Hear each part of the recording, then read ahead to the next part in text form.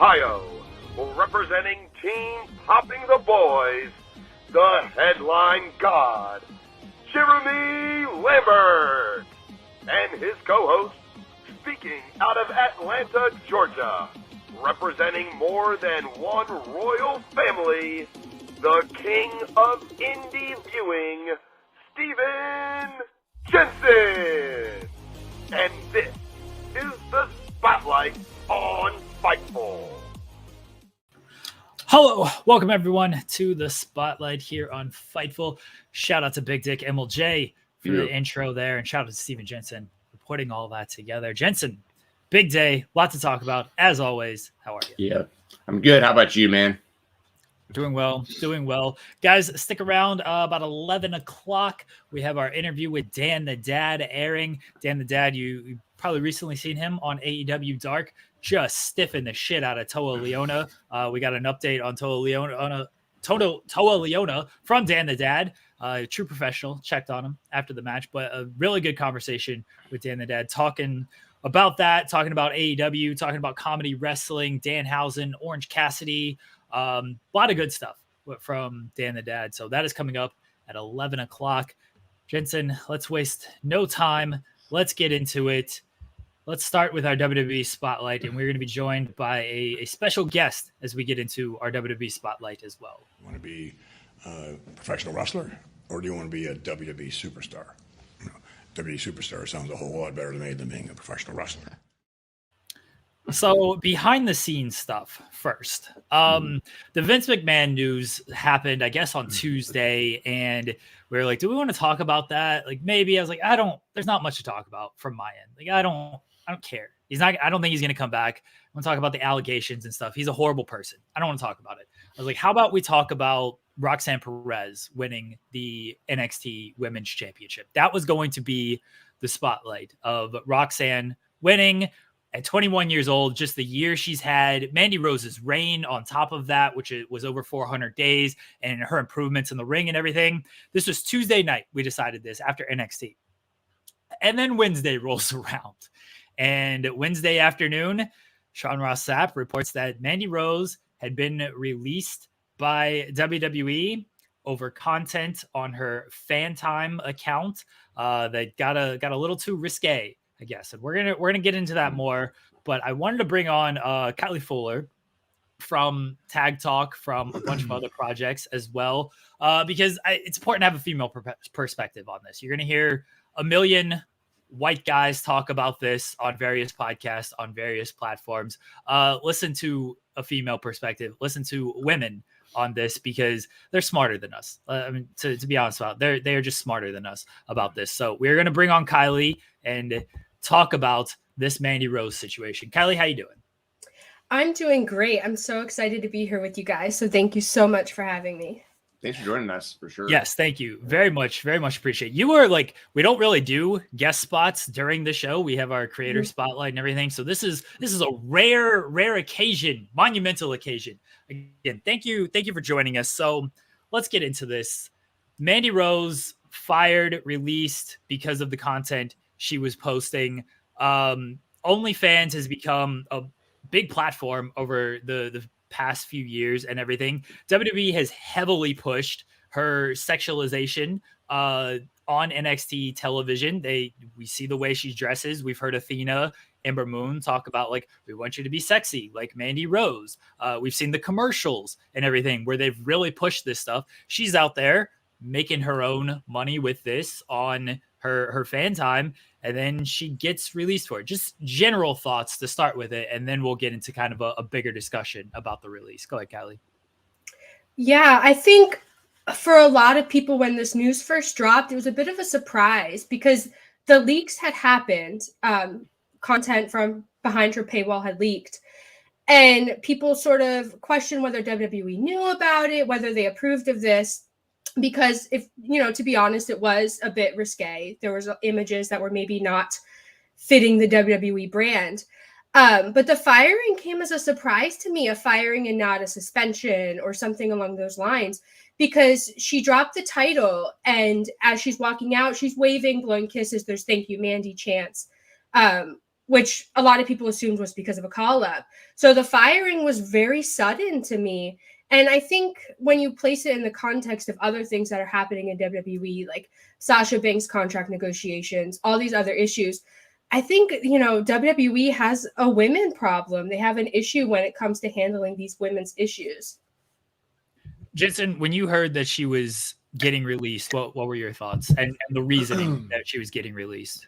Well, I mean, I was definitely surprised. I mean, she was like the NXT Women's Champion for a long time. Obviously, I'm a big fan of Roxy, like from her days in the Indies. So it was like really cool moment to see her win that title. And I had no idea. I mean, we had a good idea that Roxy was going to win that night just because, like, like kind of rumors were kind of floated out there. But I don't think anybody knew that Mandy was going to be leaving right after. I'll say this. This is where I have to be kind of like, I gotta wait a little bit to know a little bit more about everything. I feel like mainly because I followed the UFC very closely, and I tweeted this yesterday as well. But like Paige Van Zandt, when she was in the UFC, she was making more money on just sponsored Instagram posts, not even like OnlyFans or anything like premium, just straight up Instagram sponsored Instagram posts. She was making more than she was in the UFC, and I remember her being really vocal about that at the time because she was basically saying, like, the big difference, obviously, is that Paige didn't get fired from the UFC, but she did let her contract run up. And her reasons was, I don't want to resign because, like, I make more money on Instagram than I do to fight. So, like, I'm going to be a free agent. I don't really need the UFC to control me anymore. I can just do this on my own. And that's where I just want to know more, like, because I have seen reports from incredible sources and stuff that say it was because of the content that she was posting, like the risque content. And if that's the case, I would definitely agree with just like a suspension or at least letting her know what's going on. But I don't know if they did. Like, I don't know if it's a situation where she was like, listen, I make a lot of money doing that. And like, if you guys aren't okay with it, like, I'll take whatever the punishment is, but like, I'm not going to give that up. And so like, that's just where, or was it because the WWE was upset that she was making money on it? That's another thing. Was it just strictly like, you're making money, we want a cut of that money, just if we want a cut of people's, YouTubes or Twitch and that kind of stuff? And she was like, listen, I make a really good amount of money doing this. I really don't want y'all sticking your hand in that cookie jar. So like, I can't speak for her and I don't know, but I just want to throw that out there too, that like, and I don't blame her at all, by the way. Like, I feel like if you can do things independently, like that's the route to go nowadays, because you can promote yourself personally and just do it yourself. And she has a strong enough brand where she can leave the WWE and be fine. So that's kind of where I'm at with it, is like, I feel like the WWE is really in the wrong if there wasn't like a process of like, warning her or like trying to figure something out with her beforehand. But I also feel really happy for her if it's a case of, hey, I'd rather be doing this anyways. So like, if you're going to let me go, like it just is what it is. Like, I'm not going to give this other thing up. So, you know what I mean? It's just kind of hard to really know. But either way, she's going to be fine. I mean, she's a huge star anywhere. So, Kylie, you mentioned that WWE has a women problem. Expand upon that if you don't mind. Yeah, so I think WWE, especially in the last like 5 to 10 years, has really built up this sort of PR idea that they're at the forefront of women's wrestling, that they're doing all this hard work behind the scenes to advance the status of women. They had, an all-women's pay-per-view. They're like, look, even Ronda Rousey, this skilled fighter, wants to come and fight our women's wrestlers because of all this hard work we put in. But I think it's becoming clear that it was mostly a facade. Like, if you like, not just Mandy Rose, but Sasha Banks not getting paid what she realistically should be paid when she's going out and booking movies and doing all this stuff, and she's getting all this fame and this attention, and she's not getting paid what she's worth by the WWE. And then with this Mandy Rose thing, they spent so much time and invested all this time on the main roster and in NXT in building her up as, and let's be honest, a sex symbol. That she's this beautiful woman who's, she's a wrestler, she's a great talent, she's a champion, whatever. But at its core, it's like she's this sex symbol, and she has a faction of beautiful women around her. And that is what it is. And she was very successful at it. But then Mandy Rose goes and capitalizes on that. And all of a sudden, her body can be monetized and profited on by WWE, but she can't do that. And I understand morality clauses and contracts, and I don't know what her contract looks like. I don't know anything about, she has a main roster deal. That's all I know. But I do think WWE, when it comes to these women's issues and when it comes to negotiating with, female talent in general, there's like a clear divide between what men at the top of the men's division, Brock, Roman, those guys can do compared to what, a Sasha Banks or a Mandy Rose or Charlotte Flair can do. And so I think that's a big issue, despite the fact that they've put forward this like feminist image for so long. So we've seen in the past plenty of leaked images from wrestlers over the years. No one has gotten fired from it or anything like that. Mandy, her images were linked. They were leaked. They were behind the paywall. The content, I've not seen anything. I've heard some of the stuff. It was very risque. She was obviously making money off of this. How much do you think this is of, okay, the content was too much versus you were making money off of this content and we want a cut of this money? What do you think, Kylie? I think it's definitely a factor because I don't know exactly how much she was making, but people have said it's pretty significant, multiple times what she was making in WWE with the main roster deal. So I think WWE, because she's profiting off this image that they think that they've crafted for her, they definitely would want a cut of that. And there's bring up contracts and sponsors and all this sort of stuff, but it's behind a paywall. And any person who's under 18 who is going to hunt for those images is going to have access to, a wealth of, free images and videos that are on the internet. And she wasn't posting about it all that publicly. She was asking people not to post about it. Don't leak her images, which is something sex workers deal with all the time, their images getting leaked. So she was very smart and responsible about it. And she was doing it because, to me, that says she's aware that there is a potential issue here. And she was making a lot of money because, she's a beautiful woman and I haven't seen anything of what she's doing, but, she built a strong community. And I think WWE, to them, that is her capitalizing on something that they built. And of course, they're going to want a share of that. Independent contractor versus employee debates aside, they're going to want a share of that. And I think when it comes to other people's leaked images and videos that have happened in the past, there's a little bit of a difference because she's profiting from it. But they were still leaked without her permission. It's behind a paywall. She's trusting people who are buying her stuff to keep it to themselves. So there is that trust there between, a sex worker and, a client, a customer, that there is in like a relationship. So it's just a messed up situation. And if her images hadn't been leaked, I don't know if Mandy Rose gets fired this week. Jensen, what do you think about the content portion versus, okay, you're making money off of this content? I think it's both. I think it's both a factor. It's hard to really say what's on to become. Well, it's tough. It's tough to know because like the WWE, they have like, there's been plenty of times where they put like, women from their company and Playboy and stuff like that over the years. And, and I know that their image is different now being PG and all, but like, it's just, to be completely honest, though, I feel like it probably has a lot more to do with the money than the actual content. That's just how I personally feel. Like whether it's like they wanted a cut of it or they just didn't like how much she was making, or she liked how much she was making and didn't want to give it up. Like whether, I think it just all came down to, it was a successful business venture for her and it was completely independent and her own thing. And I don't think the WWE wants their talent in those kind of positions while they're under their contracts. And that's a whole other thing. Like Kylie mentioned, I don't want to go down the whole rabbit hole of like, independent contractors versus employees and all that stuff, because it's that conversation has existed my entire life in both mixed martial arts and professional wrestling. I don't think anyone's going to unionize in my lifetime. I think it's sad. I hope that they would for the sake of the wrestlers, but where we're at right now, I just think that's what it is. The WWE, I get the WWE's point of view from a perspective where like they feel like they're building these people's brands, and then these people are taking what the WWE built and then they're doing it on their own and profiting on it. But at the same time, like you could say that about any company ever, and like not everyone's as like malicious about it. It feels like I could get really good at like my day job, like just being a customer service person, and like that doesn't mean I have to stay with my company forever if another company hears that I do good work. It's my decision to go somewhere else, or I could start my own.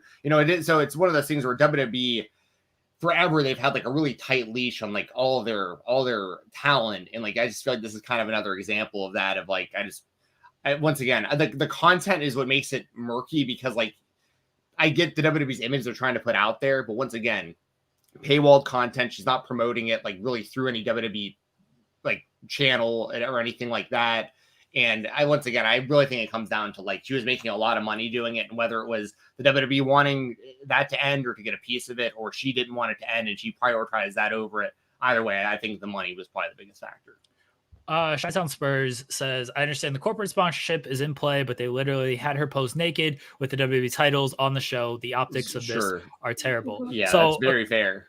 A couple of things is there have been rumors, innuendo, whatever's been out there about the corporate sponsorships. Mattel has been mentioned of, hey, they weren't happy with it. We don't know what's in the contracts of you can do this, but you can't do this. We also don't fully know if she was warned about this of like, hey, you got to stop doing this kind of stuff. Again, there are the rumors out there of, yes, she was warned, but how much do you put into this? Or people just, is this from the WWE side? What is Mandy's side? The only thing she's really said is she posted this on her site is like the page is staying up. Kylie, your thoughts on just the optics of this, and if she was warned, wasn't warned, and then the corporate sponsors being a factor in this as well.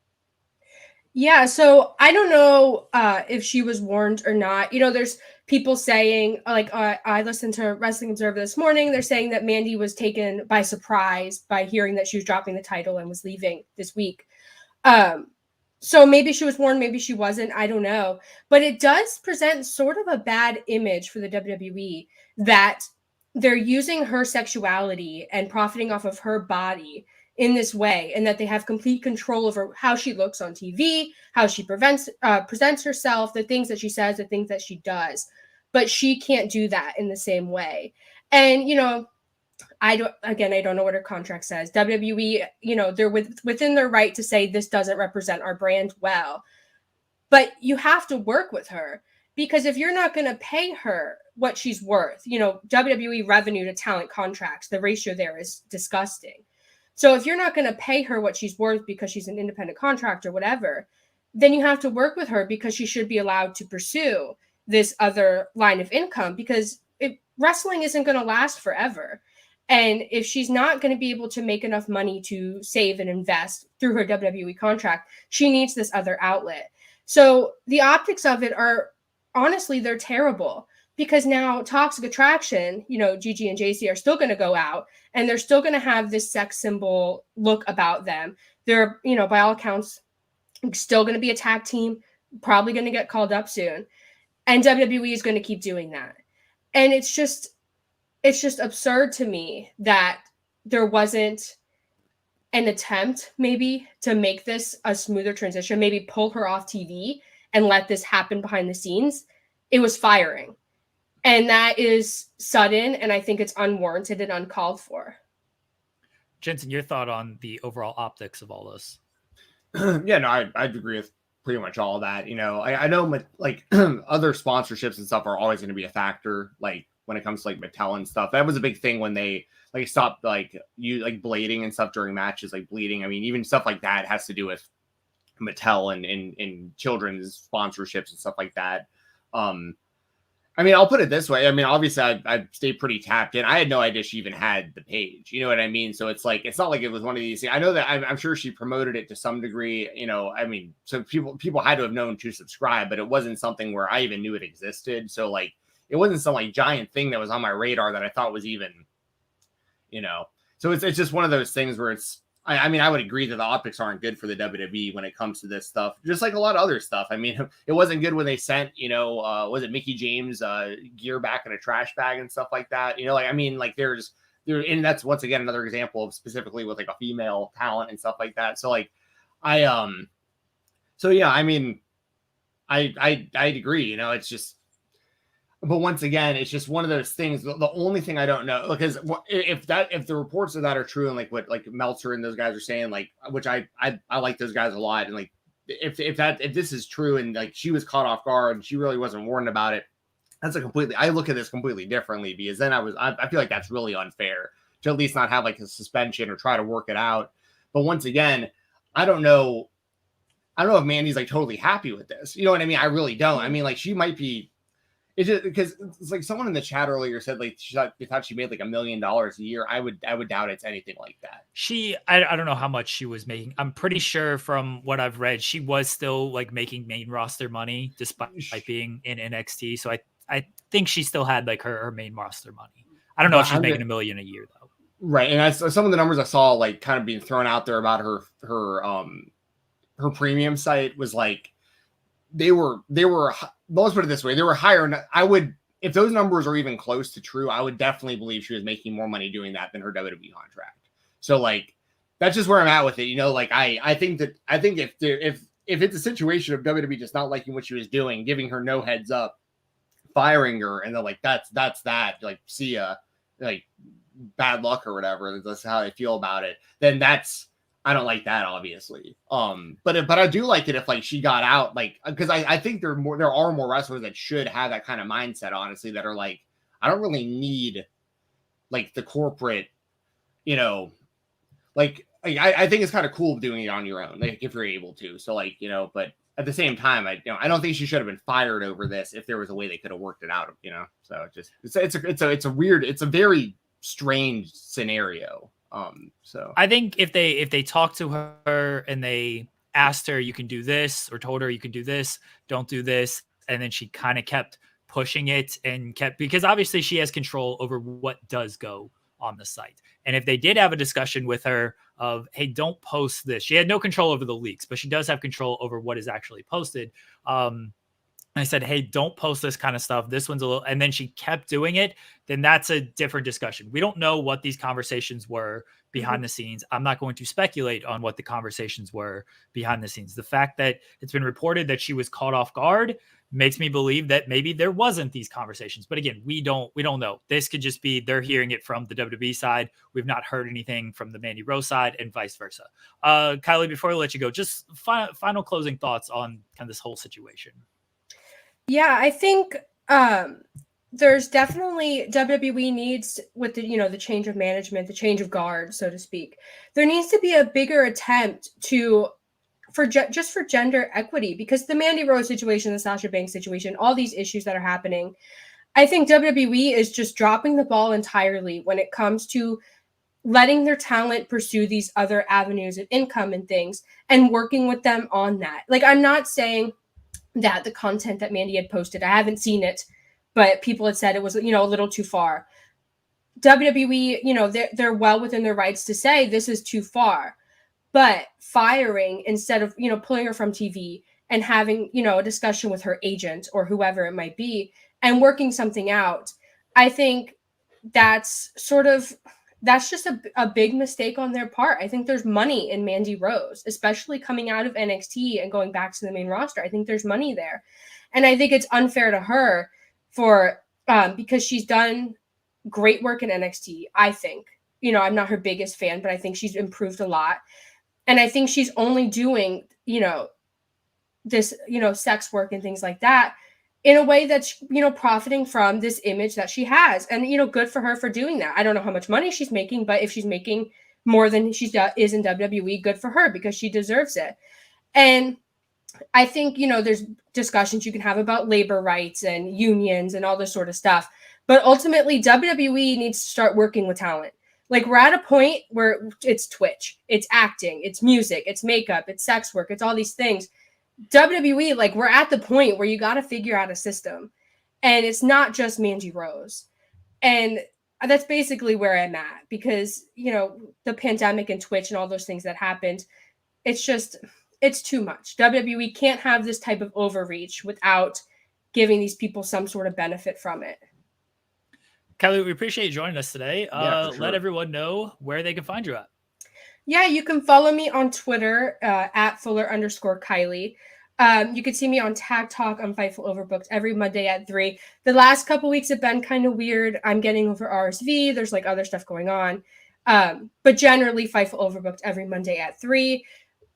You can follow Romanticized Wrestling. That's like a side project at Romantic Wrestle on Twitter. We're probably going to do some ROH stuff on there coming up, talking about ROH. So make sure to follow me on Twitter to hear more about that. Thank you again, Kylie. Really appreciate it. Guys, support Kylie and Haley. We use if you watch Fightful Overbooked. The Tag Talk background is my favorite background, and we use it every week on FMC. I do miss Tag Talk. I know things have been going on, but you girls are welcome to do whatever you want, whenever you want on that channel. I appreciate all the hard work you guys do for Fightful Overbooked. So Kylie, thank you again for joining us today. Thank you guys so much for having me.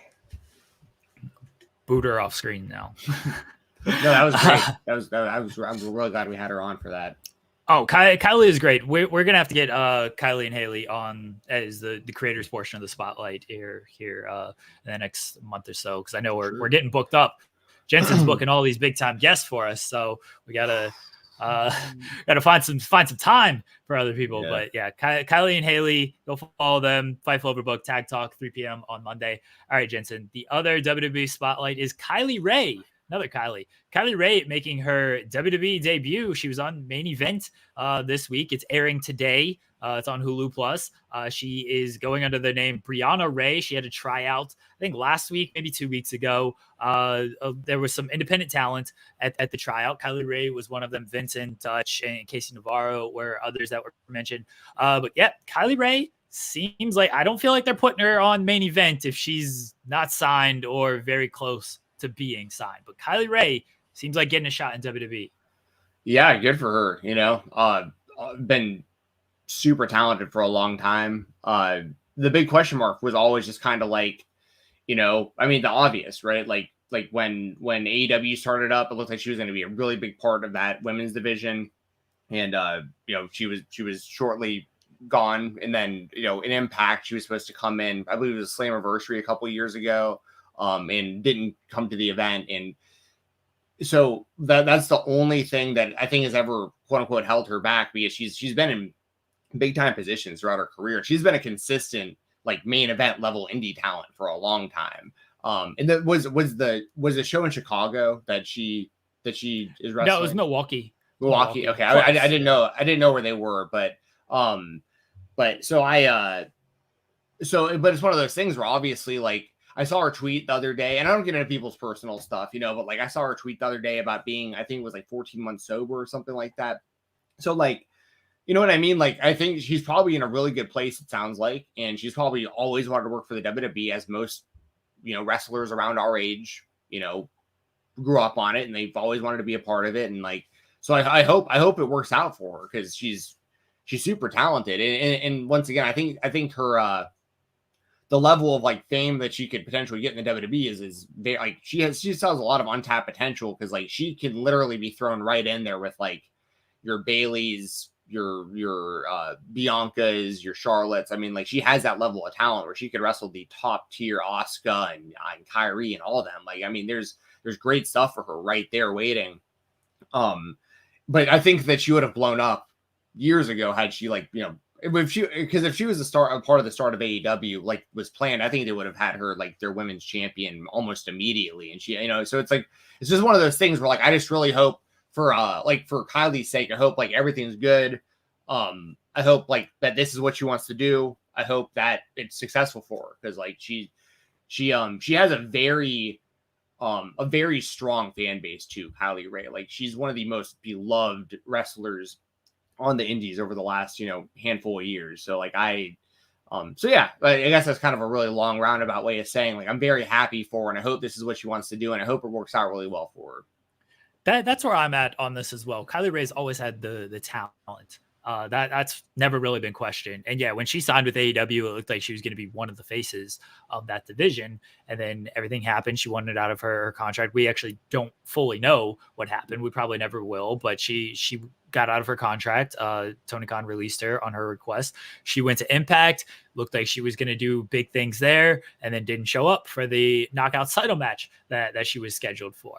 She's been very open about her sobriety. I think she just posted that she's been 14 months sober now. So she's been very open and honest about her past substance issues. I hope she is just doing well. And like you said, this is what she wants out of everything. Because there were talks of like the pressure of AEW and Impact. Now she's in WWE. How do you handle like this kind of pressure and everything? It seems like she's at a much better place in her life than she was at the time when she was, you know, doing AEW stuff and even Impact stuff. So I hope she's good. That's the most important thing here is she's good, she's happy, and this is what she wants to do because she's a big addition to the division. She's TV ready. She has a very well-defined character. She understands that character. The audience really connects with that character. She's a great wrestler. So it's a big boost for the division. I don't know if she's going to just go to NXT for a little while. I don't know if she's going to go fully to the main roster, but regardless, I'm happy for Kylie Rae. Always like Kylie Rae. And, if she's happy and she's doing well, then great. So it seems like it's a win-win for everybody. Yeah, completely agree. Very happy for her. I mean, Brianna Rae is a pretty good name. You know what I mean? Like I could roll with Brianna Rae. Like I think that sounds fine. Maybe it was just a one-time thing and they call her Kylie Rae if like she's gonna be there going forward and stuff. Because I saw people saying that too, like Brianna Rae, just call her Kylie Rae. And I'm like, listen, it's a win that she's just there. You know what I mean? Like don't get caught up on the name. And it's pretty damn close. Like usually it isn't even that close, when they bring someone in. So like yeah, like you said, I mean, really the only, and this is like a weird, I shouldn't say weird, that's not the right word, but like my only what's the right word I'm looking for? It's bittersweet almost because like the one thing that WWE really doesn't do that she's really, really, really, really good at is she wrestles everyone of every gender on the indies. And WWE doesn't do like the men versus women and stuff. And like if she was in Impact, she could be like wrestling Josh Alexander for like the World Championship. You know what I mean? She'd be wrestling Speedball Mike Bailey as well. And then you've also got like Masha Slamovich and Jordan Grace. And like, in AEW, they don't really do that. Yeah. So like that's the one thing I'm gonna miss is like I think Kylie Rae, she tears it up against the men on the indies as well as the women, of course. And the non-binary wrestlers. We don't discriminate here. So it's one of those things where it's like I am gonna miss that because like Kylie, it's fun to watch Kylie mix it up with the dudes on the indies too, and she won't really be able to do that in WWE, but she will have. I'll say this 1,000 times. Like if you look at just the one brand of like Impact Wrestling, I think that they have the best overall talent of women, like the best talent pool of like just one brand, one show. But if you look at like WWE's overall landscape of all of their brands, they have the best collection of high level female talent, in my opinion. So like that is a great place for Kylie Rae to be because like we said, Charlotte and Bianca, and if Sasha ever came back, and Bailey and I mean Asuka, and I mean once again it's just she's got a whole new it's like a whole new like lease on life. Like it's a whole new. She's got so many people she can wrestle now. And yeah, so once again, like we both said, we both hope she's just in a good place mentally, physically, like in that this is what she wants to do. It obviously is a grind. I mean, like in WWE, you're going to work more than any other company. The pressure is probably going to be higher than any other company too. But like, but if she's like, she feels like she's ready to handle it, good. Like hell yeah, like let's see it. Like I want to see Kylie Rae be successful. It's been overdue. You know what I mean? Like it's been a long time coming for the world to really know about Kylie Rae. So like this is once again, I can't stress enough. I just really hope it works out for her. They're gonna name her finisher the Ray of Sunshine. Get ready for it. Yeah. Everybody, that's what it's gonna be called. Yeah. I think she's gonna end up in NXT to circle back to where she might go. I think she's gonna end up in NXT, which will be good. They have the female talent. They've always had the female talent until they released all their female talent. But now more than ever, they have the female talent. It's just a matter of continuing to give them opportunities and putting them on television more and more, and like doing something besides just cold matches or Ronda Rousey storylines. Yeah. And I don't see her being in NXT very long either. Like unless they want to like put the title on her and like have her do some like long title run like before calling her up. I could even see it being a thing where she comes in, wrestles a couple, kind of big matches, maybe loses to Roxy just to like get her feet wet. And then they're just like, all right, I'm not saying too good for this because there is a lot of value in NXT in my opinion, but like it was the same kind of way I felt about Taya Valkyrie, where I was like, what's she doing in NXT? Like she doesn't need to learn how to work for cameras and stuff. Like she's been doing this forever, I know they're building towards Rousey and Becky, and they should. That's a big match. Kylie Rae coming in and getting bullied by Rousey and Shayna Baszler, and then overcoming that and winning the title, like with her personality and everything. I think that's a good story. They're never going to do it because they're building towards Rousey and Becky. Again, that's the money match. I completely understand that, but it's a good story because Shayna and Ronda are, injuring everybody. And then you got happy-go-lucky Kylie Rae coming in, just getting picked on by them. And she overcomes and be a star. Everybody stand up to these bullies that are out there. Punch them in the face. Ray of Light. That's a good one. That it could be the finisher name. That's what Bonkers LFC says. Ray of Light could be that. I still think it's going to be Ray of Sunshine. That's my guess. Let's move on to our AEW spotlight. Over 1 million fans and a great number in the demo tuned in. And it was a great show. And I think it's been a run of great shows. Chris Jericho is washed. He should retire. He has lost 2 straight now. He is just completely done. And he lost to a jobber. Chris Jericho is now a jobber after losing to Action Andretti last night on AEW Dynamite. Action Andretti got a contract. It looks like Chris Jericho is going to have to retire.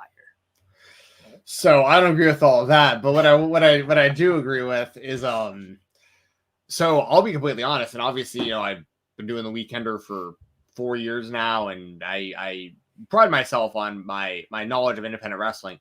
I know very little about Action Andretti. Like, he hasn't been around very long. I know he did AEW recently against QT Marshall, and apparently, from what I've seen, Jericho saw that match and decided a couple months ago, or whenever that match happened, that he was going to put this guy over. And it's similar to I gave this example about the Jericho finish with Claudio, the big swing that seemed to be divisive. People either loved it or hated it. Ruled. If you hated that finish, you suck. Well, also, I'm someone who gets really motion sick, so I would absolutely tap to that move. So I with the kids, I spin them around, and I'm done after about 2 rotations. A 50-year-old man with all the issues and injuries and stuff Jericho has had and everything, those old ass bones, he should have tapped way sooner. Honestly, that move sucks. Yes. So and I get it was 33 spins also. It's it wasn't he just did it 3 times and he tapped out, and it was anyway, the reason I bring this up is because I remember years ago reading I think it was Chris Jericho's first book when it came out, and he was talking about you may remember this match. It was back on an episode of Raw back in the early 2000s. He wrestled Batista, and it was while they were trying to get over Batista as a singles guy after Evolution, or maybe it was during Evolution. It was around that time where they were really building him, probably towards beating Triple H around that time. And I remember Jericho talking about this match, and I remember the match happening where Batista clotheslined him during the match and pinned him for 3. And everyone online, because this was message boards and stuff, everyone online was Batista stiff Jericho, Batista knocked out Jericho clean, that was a botch, blah, blah, blah, blah, blah. And everyone thought, and that's how they played it off. Jericho acted like he had just been stiffed and just actually got pinned for 3. And it kind of came out of completely nowhere because it was just a clothesline. And Jericho in his book explained that was completely planned from the start. And the whole idea that he had was, let's just get over Batista's clothesline. Because if someone sees Batista pin Chris Jericho after a clothesline, now he might pin anybody after that clothesline. And it just gets that move over so much more. Now you have another point in the match where you think this match might be over after hitting a different type of move. And I feel that's the same thing with Claudio in the swing now. We've seen him do the swing a whole bunch of times, hundreds of times. And that's why I think people didn't like the finish, because we haven't seen people tap to it. But I love that now there's that element of that move where if he puts you in the big swing, now you have that in the back of your mind, oh, this isn't just a transition move or just a fun little, let's count with Claudio thing. This is this might be the finish. We need to be paying attention. They might tap out during this move.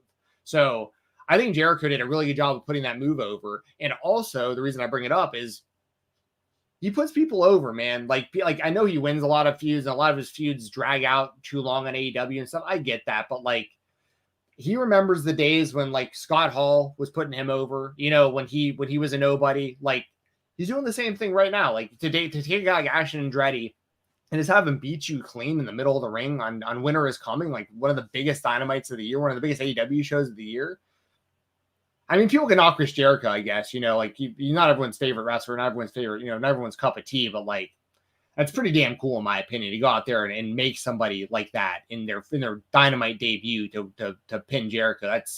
That's huge. So, and actually Andretti seems like a really talented kid with a ton of potential. He's only been wrestling like 3 years. So, I mean, this is a rocket ship being strapped to him and getting an AEW contract. So, I mean, I think it's badass that Jericho did this for this guy because he definitely didn't have to. And Andretti, you know, I hope this is the start of a good career for him in AEW.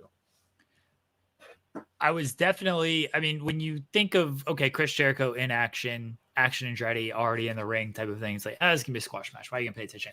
The crowd completely made this entire thing, even before like the victory, they're chanting, let's go jobber and everything. Like the crowd was into this from the start. Jericho did a great job of feeding into that. Jericho's a master at like playing the crowd and the ups and downs on how to build a match and everything. He's a master at that kind of stuff. And yeah, when he hit the standing shooting star and pinned him, I was like, wait a second, huh? Like what? Yeah.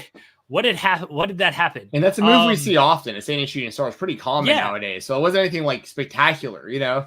Yeah, exactly. The thing with this now is what happens moving forward, because on this night, last night, Winter's Coming, Action Andretti looked like one of the biggest stars in the company, like really looked like one of the biggest stars in the company. What do you do with him now moving forward? Because he just beat Chris Jericho.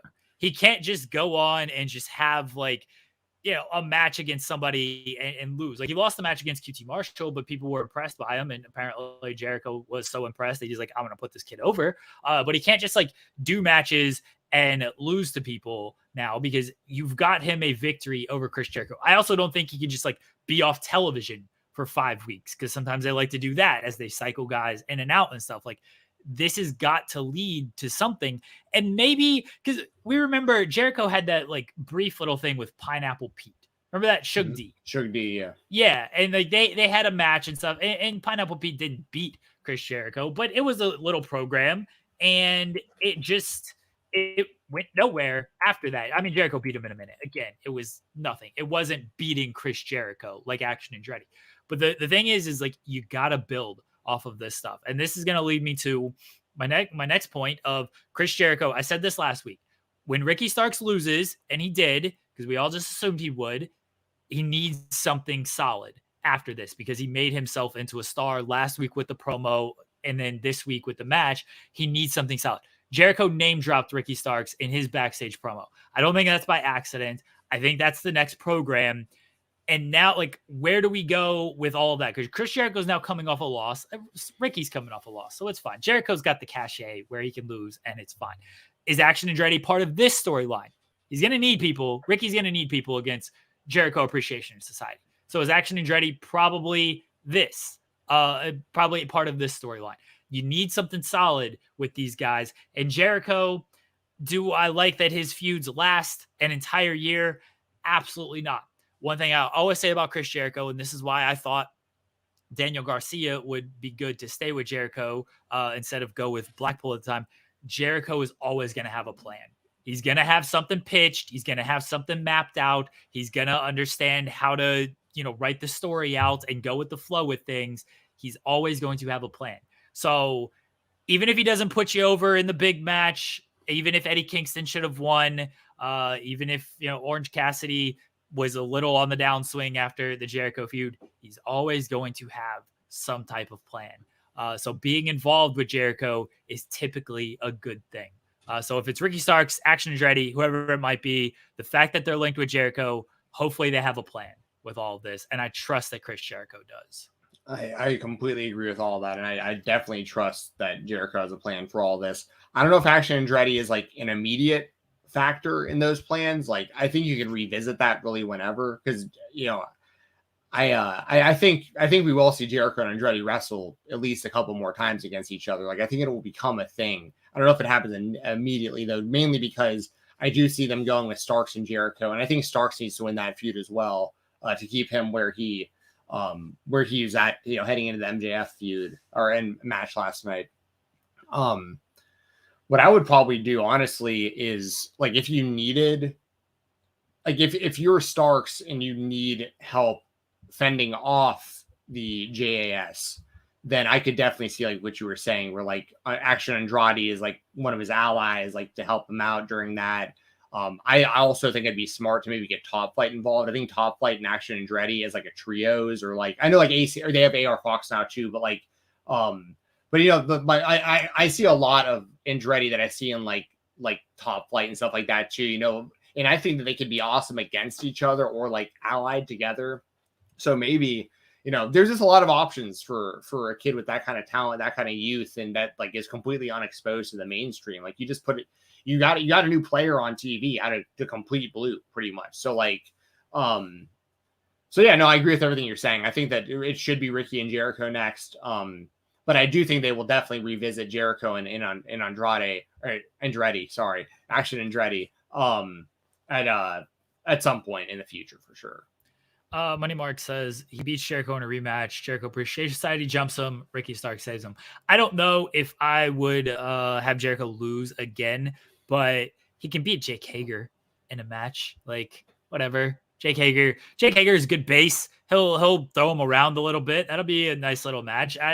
Hager's more, it seems like they'll do more like slip on a banana peel kind of victory instead of like straight clean win like it was with Jericho. But he can beat Jake Hager in a match and then do that same angle. I'm not having Chris Jericho lose twice to Action Andretti. I mean, that would be great for him, but you don't want Jericho to lose so much. He's got the cachet, but you want these wins to like mean something. And that's why last night did mean something, because before the Claudio match, he was beating everybody. And okay, he lost to Claudio, fine, but he was beating everybody. You can't have him lose. And then it's diminishing returns at that point. You got to have him pick up a victory or two in some aspect. And I think maybe like tag matches will be good for that. So we'll see. Again, Jericho, what say what you want about him. The man has a plan when it comes to the wrestling, and typically he does good work in the ring, and he understands how this stuff works, and he's willing to give these young guys some shine. So good on Chris Jericho. Yeah. My AEW spotlight, Stephen Jensen, is Hangman Page. He was backstage, continuing the feud with Jon Moxley, still not cleared. And he talked about his concussion, and he said, yeah, like, you knocked me out. I was laying there for a minute. I was in the ambulance, and I started to come around. They asked me questions like, who'd you wrestle? Where you at? What's the date? And then I opened my phone screen. I saw my son. I said, what's your son's name? I couldn't remember my son's name.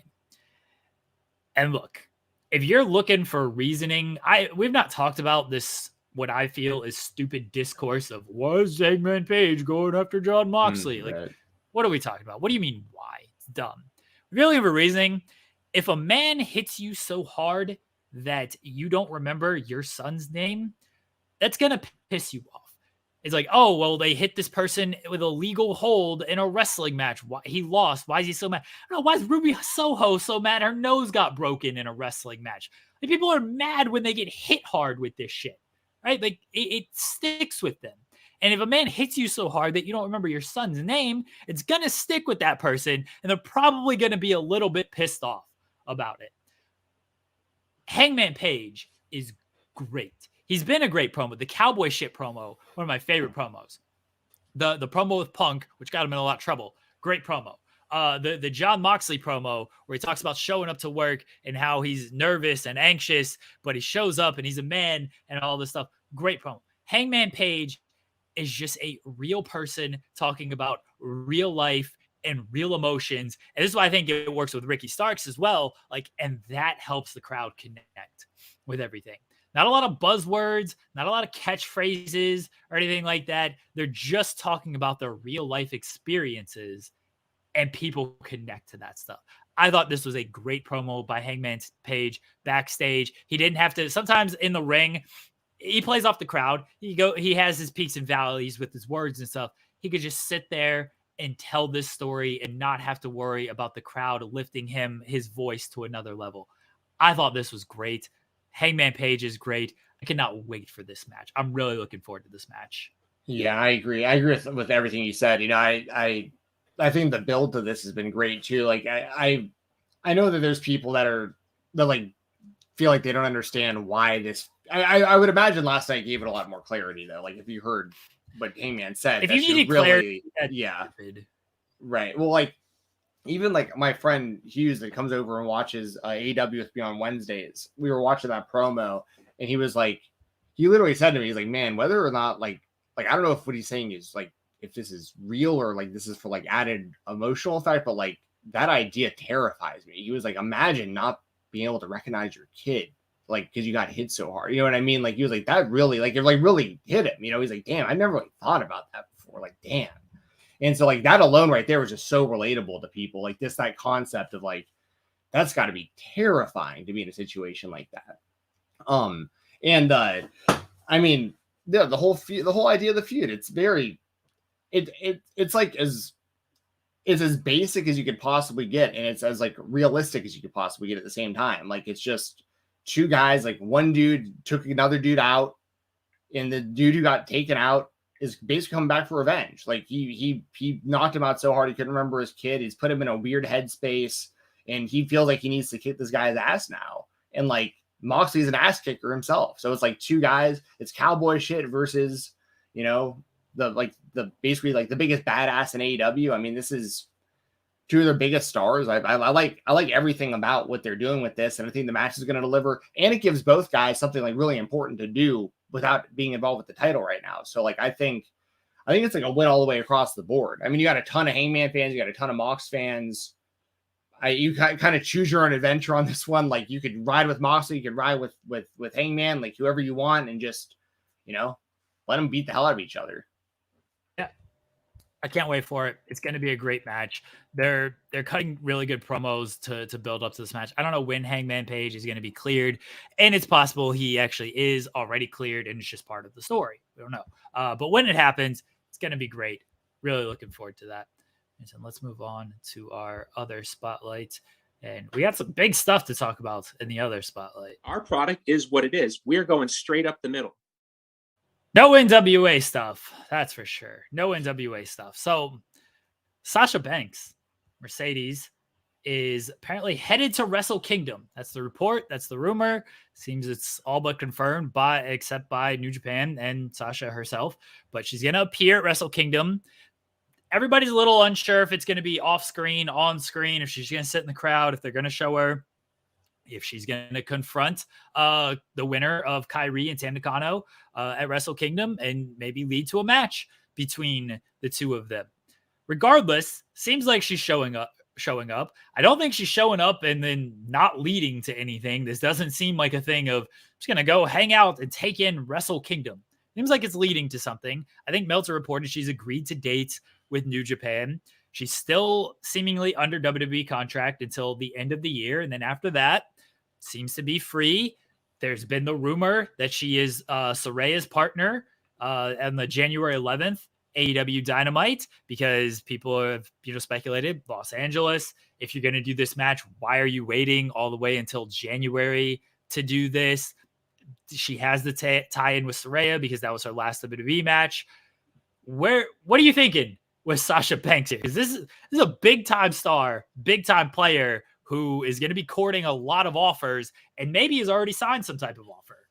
So this kind of ties into the Mandy Rose stuff just a little bit from the perspective of like being successful independently without like, and I know I'm the big Cody Rhodes mark and everything, but like when he left WWE and like what people don't give enough credit for, I think, is like before him, people weren't doing what he was doing as far as like doing these one-off deals all over the place. Like he was doing Impact, then Ring of Honor, then New Japan, then the Indies, and like he was going all over the place because his he had the negotiating power to do that.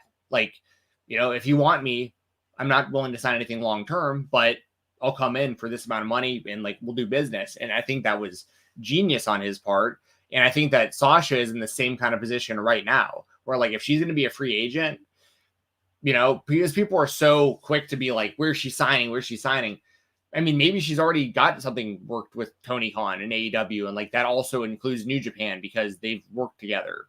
Or maybe Sasha really just wants to do like one-off deals. Like, I mean, I think that'd be pretty badass too if she just told New Japan, like, listen, I'll do 3 matches like Jericho did or whatever for like X amount of money, but like I don't want to sign anything long term because I also do want to go to AEW or I want to do this or that. And it's like she's a big enough star in the wrestling space that like she she has the negotiating power, I think, to be able to do short-term contracts, one-off contracts, long-term deals. So she has a lot of options.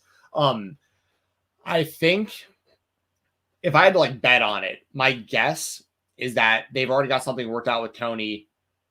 And I think it's a bucket list thing. She's always wanted to work New Japan. She gets to do some big matches over there and maybe go back and forth occasionally. But like, I do see her. I'm pretty confident. I think she will be the mystery partner for Paige. And I do think that she'll be in AEW going forward.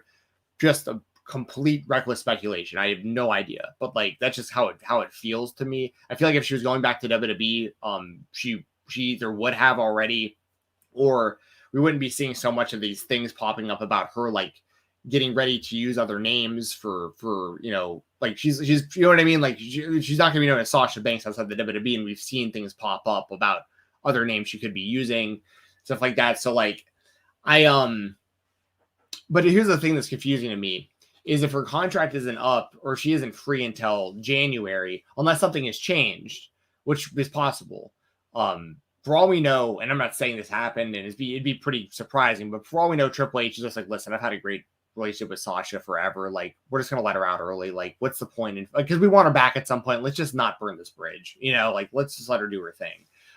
Maybe that's what happened. I have no idea. But, like, that's where it gets confusing. Because, like, if she's under WWE contract, I doubt she's going to want to deal with any kind of legal battle or repercussions of showing up on New Japan if she's not allowed to through her WWE deal.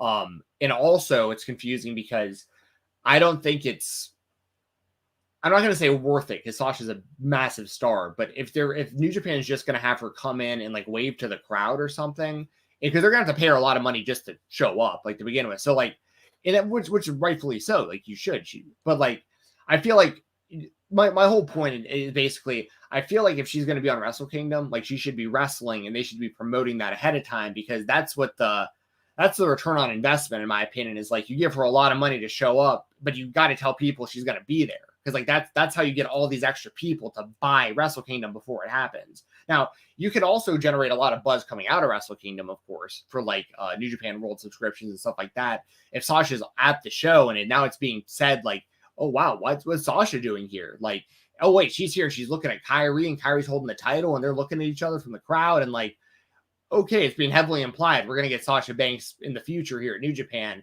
There's still definitely value in that, of course. But I just feel like there's way more value in it for New Japan if like she's wrestling on the show and they're promoting it ahead of time. But I don't know if that's even like legally possible if she is still in her WWE deal and can't wrestle anywhere else. So it's just the timing is weird that it's happening.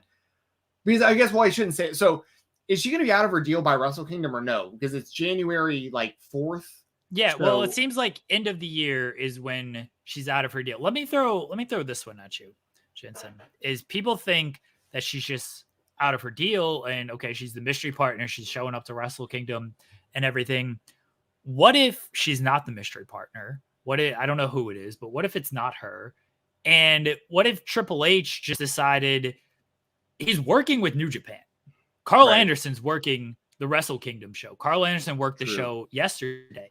There's some relationship there where people can do their stuff. If Sasha, she's a big enough star, Triple H has loosened the reins on a lot of this working independent shows and working other promotions and everything. We know Shinsuke is going over to Noah to work that show against Kejimoto.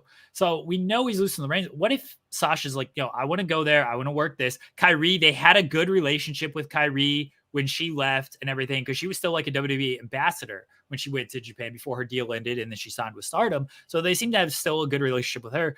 What if Sasha's just like, I want to work Kyrie. I want to work some New Japan. I want to work Stardom. And then we'll circle back around and I'll return to WWE. So what if she is still actually under WWE contract? She remains under WWE contract. And this is a WWE call that she is being allowed to do this.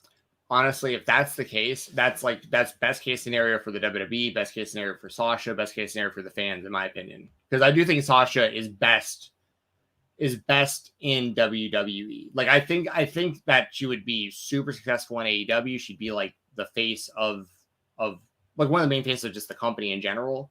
But like she's so well established in WWE and has such a plethora of just talent she can work with there. So if that's the scenario, I mean, and that obviously sends a really cool and interesting message to the rest of the roster too. When you can say, like, listen, like, we're letting Nakamura do some stuff outside of here, we're letting Carl Anderson do some stuff outside of here, we're letting Sasha do some stuff outside of here. That's where, like, I think that could become really valuable if that's the case for other wrestlers, like a Dolph Ziggler or someone, for instance, who, like, you know, like, hey, if you want to do some like New Japan, the door's open. You know what I mean? Like so I think that that would be awesome. That would be awesome if that was the case. And then once again, I'm not like dead set on like Sasha's going to AEW or Sasha's doing this or that. I honestly think the best case scenario for her would be to work things out with the WWE, because she's just such a massive star in that company. So yeah, no, I'm with you. I hadn't even really considered that idea, but that is a very good point, considering they are letting WWE talent do some stuff in New Japan. So like it's definitely possible that they are just allowing Sasha to do a few shots with New Japan, and then the expectation is she's going to be coming back to WWE after, or they'll do some sort of mix in where she kind of goes back and forth occasionally or something. That's kind of where I'm at with this. Is I kind of think this is a WWE play here. And maybe that's just me. I don't know. I don't want to get my expectation too high where she's the AEW mystery person, and then when it's not Sasha, it's like, oh, well, this feels like a letdown. WWE return, I think it's best for WWE. It'd be great for them to have Sasha back. I don't know if that's best for her. WWE obviously has the biggest platform and everything. Here's the thing with Sasha. She likes to do things differently. She likes to make history. She is that person who wants to, you know, be bigger than everything and be the top star, as she should be, because she has that quality. She is that good in the ring. She might view this as a personal challenge of like, I'm going to go to AEW and help push them over the top, help push that women's division over the top. She might see this as a big personal challenge, and that's the route she decides to go. That would not shock me at all. It also wouldn't shock me if she's like, WWE is the biggest platform. If they're going to allow me to do all of this stuff that I want to do, why wouldn't I just remain on the biggest platform? So I'm of multiple minds of this, which probably isn't good. She probably only have one mind. But it could go a lot of different ways, and we're just going to have to see January 4th what happens, and then we're going to have to see January 11th what happens. But Sasha has options. We know she has options. She just finished a movie in November. Whenever that comes out, it's going to come out. She said she's going to work on a makeup line. She's got like a CBD line. She's been doing fashion week and modeling work and everything. Sasha Banks can do pretty much whatever she wants. She was on Bailey's stream, her charity stream yesterday. I listened to that whole thing. Didn't give a ton of insight into like her future when it comes to wrestling. They made some jokes. Her and Bailey made some jokes and everything, but she didn't outright say like, I'm going to be at Wrestle Kingdom. I'm signing with AEW. You wouldn't expect that news to break. She wants it to be a surprise, but she knows how to get people talking. I think she can be the biggest star, especially on the women's side, but even outside the women, I think she can be one of the biggest stars in all of wrestling. She has that kind of quality.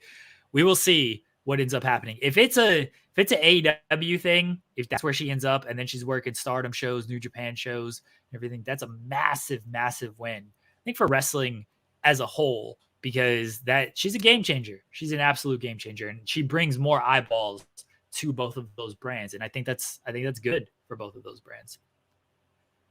Jensen, your other spotlight this week was the match between Josh Alexander and Speedball Mike Bailey from last week's Impact Wrestling that went an hour and saw Josh Alexander pick up the victory. Speedball has been on an incredible, incredible run this year, and I'm working on something about his 2022. And I don't know if this was the best match that he had, of the year, because he's had a lot of great matches. It's up there though. Like an hour match, and like it didn't feel like an hour. This match was incredible. Your thoughts?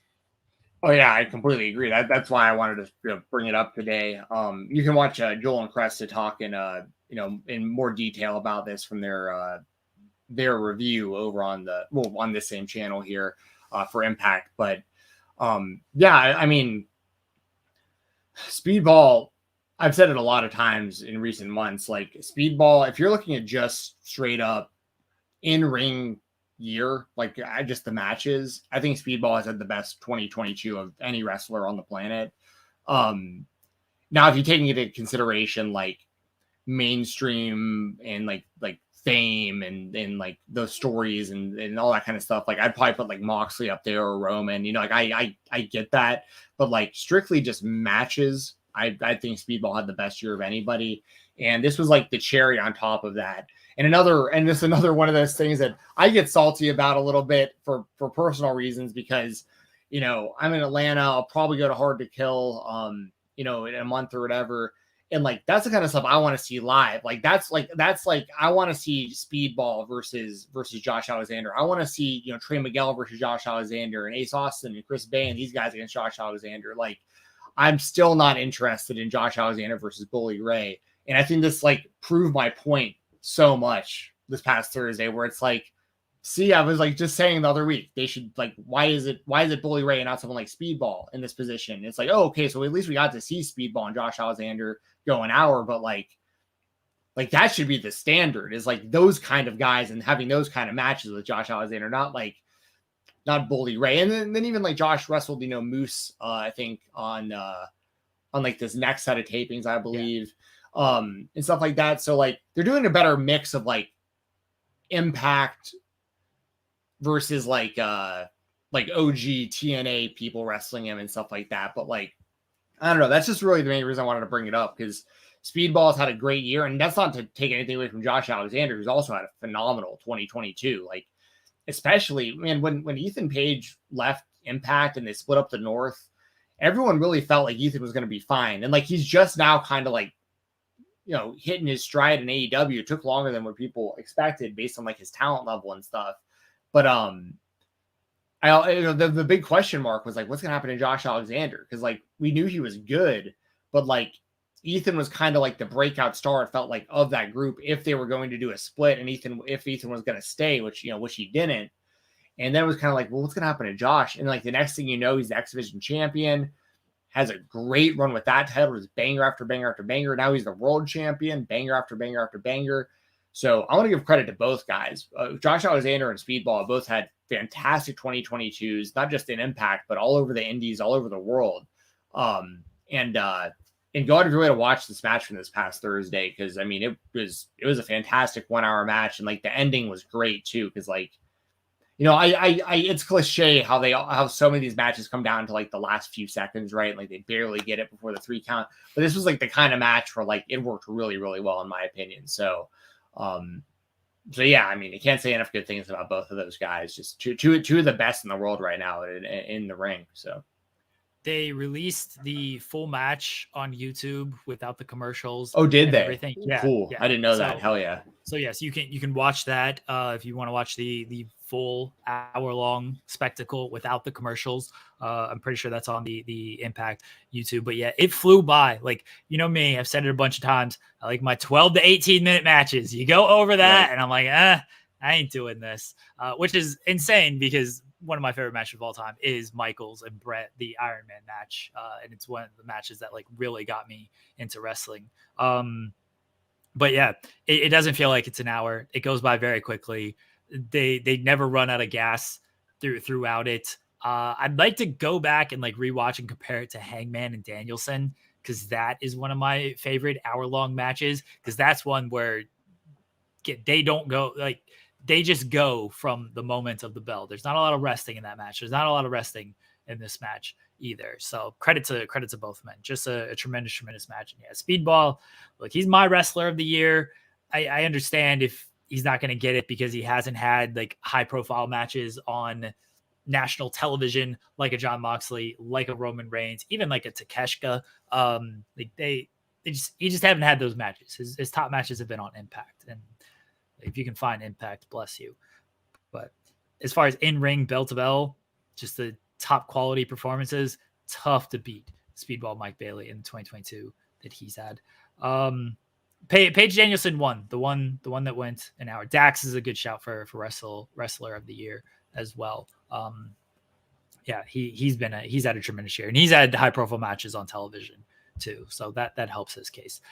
And so let's move on to our Indies spotlights. I want to give a big motherfucking shout out. Indie spotlight, Stephen Jensen. We are going to start with Vikingo. He's coming to the U.S. And he's doing some independent shows, but no one will be able to watch them. He's one of the biggest, live. Yeah. He's one of the biggest stars in AAA, maybe the biggest star. And I was looking forward to his US run, the AAA shows that I've seen. He's been fantastic on. And now, because of the AAA deal, AAA policy, whatever it might be, you can't watch these matches that are going to be on like GCW. PWG. No one actually sees the PWG stuff. Well, if they do, it's going to be like next year. Yeah. It's gonna be a year from now. But yeah, it's unfortunate in the day and age we live in, where streaming is the most accessible way to just watch all of wrestling. You're not gonna be able to experience Vikingo, and I think this is a big detriment to him. I think this is a detriment to AAA as well, and I don't really understand it. Yeah, I mean, the only thing I can think of is if AAA has worked something out with Brett and GCW and or anywhere else that Vikingo is wrestling. But I mean, I'm going to mainly talk about GCW, but if he's worked out something to where AAA is going to be airing that match later, and they want the rights to that, I get that a little bit more. But if it's something where just no one's ever going to get to see this match, or you're going to see it way later on Fight Plus, whenever they approve that it's okay or whatever, that's kind of lame. I mean, the only people who get to see it are the people that are there live, which is I don't know, it isn't like this, but it just reminds me of remember that old South Park episode Cartman Land, where he buys his theme park and doesn't let anyone in. Yeah. So it's kind of like that. It's we have Hijo De Vikingo, and he's wrestling Blake Christian. It's going to be one of the best matches you're going to see all year, but you can't see it. You're just oh, that stings. But the people that get in get to see it. But if you're not in that building, you don't get to see it. What they got to do is the cell phones, everyone has one nowadays, film the whole thing, put it up. Don't put it up on YouTube. It'll get pulled, everything. Put it up on don't condone this. Put it up on a torrent site. All right. We all did this back in the day when a new movie released or whatever. And it's Fast and Furious, in parentheses, cam. So it's just a camera footage. The fact, the thing is shaking, everything as you're trying to watch this movie, and then maybe you get caught, put it down for a second, but you can hear the audio, can't see the screen. Just movies, someone filming it in the theater on their little camera phone. I grew up watching so many bootleg movies because I had my next door neighbor. We go to the barber shop, and every time we go to the barber shop, we come back with a $1 DVD of someone sitting in a movie theater. You see people getting up in front of the camera and some moving around. Yeah, I watched a lot of movies back in the day with my shout out Marcus Thomas. I haven't talked to that guy in at least a decade, but yeah, my little next door neighbor Marcus. You go to the barber shop. You'd always come back with some bootleg DVDs. So I know about that. But yeah, somebody, you're right. Somebody on their phone has got to at least get some clips for us or something. Because like you said, PWG, you get to see their stuff 6 to 8 months later or whatever it is. It's insane. We talked about that on the show before too, but it sucks because Vikingo has a lot of buzz and he's and didn't PWI rank him in the top 10 too? And a lot of people really don't even know about it still. This was going to be a big tour of the US for him, and no one's going to get to see it. So it's kind of it's kind of lame. It's a bummer again with the day and age and streaming. We want to watch these matches now. And speaking of streaming stuff, very quickly because we haven't talked about it. ROH, after all of this time and effort that they put into it on AEW television, Honor Club's back, and that's how you're watching the weekly television for $9.99 a month. This feels like a big miss for Tony Khan and ROH, that the weekly show is just going to live on Honor Club, and you're going to have to. I understand the library is there for fans like me and Jensen, where we love the library, we love the old ROH content. But if you're just looking for the new show, $9.99 to watch the weekly ROH show that'll likely be taped is a tough sell. No, I think they should have got in on Fight Plus or something. I get that, like, there's more money to be made than doing it in-house and like them charging for their own subscription service and stuff like that. I get that, but I think way more people would be watching and be like investing like monetarily in it if it was a part of like the $5 a month like Fight Plus and stuff. Like if you could like if you can get like parallel buzz between like GCW and Ring of Honor together on that platform, I think that would be big for both of the companies. Listen, I love Tony Khan, right? Like I give him all the credit in the world. Like this dude's like around our age. He's a lifelong fan. You know, I'm a big action figure collector. That dude has his figure fed on national television. Like I respect what this man is doing with AEW so much, but I'm going to keep it real when I need to. And like the Ring of Honor thing seems like a giant L for the perspective of like, there's no way this was what he wanted. Because like, if you were just going to do Honor Club, you could have been doing that the whole time. Like there was no like, you know what I mean? There was no need to shut anything down. They definitely worked and were trying to get something that wasn't YouTube Honor Club. I mean, he even said like, yeah, I can throw this up on YouTube, but I want bigger than that. And what turned out to be bigger than that was charging. I think you got to lower the price. I think $5 a month is a lot more palpable for this type of thing. People, you know, Two Super says, I thought it was going to be on TV. I kind of gave up on the TV thing when they didn't announce it on the show. Like when Tony was basically saying, hey, well, I'll talk about it in the press conference and everything. I kind of didn't think it was going to be that great of a deal, because if you have a TV announcement, you're putting out press releases, you're going to announce it on the pay-per-view. The fact that they went the entire pay-per-view, didn't announce anything, like, I'm worried about this. And I think this is, again, I think it's a miss. Yeah, no, I agree. I agree with you. And that's, you know, and I think that's also, it was pretty telling too. Cause like it seemed like they put the title, the Ring of Honor World title on Chris Jericho pretty specifically to try to secure a TV deal. And then they took the title off of him once they realized they weren't getting one. You know, it all seems kind of like hand in hand. And, I mean, I hope it works out all right for him. I just don't. It's, you know, I talked about this with Doug on Tuesday a little bit too, and he brought up a good point. You know, if you're like Turner or any of these big, you know, potential suitors for like being a TV distributor for AEW or for really any pro wrestling company, if Tony Khan comes to you and he's like, and this is just strictly from the perspective of like a bigwig decision-making person at a network like this, that you have to pitch this to, who has to sign off on something like this.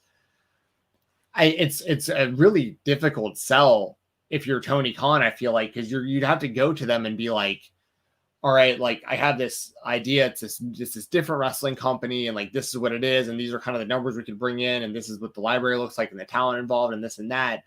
And they could look at that and be like, okay, but like, okay, where's the bottom line? Like how much money can we expect to make on this?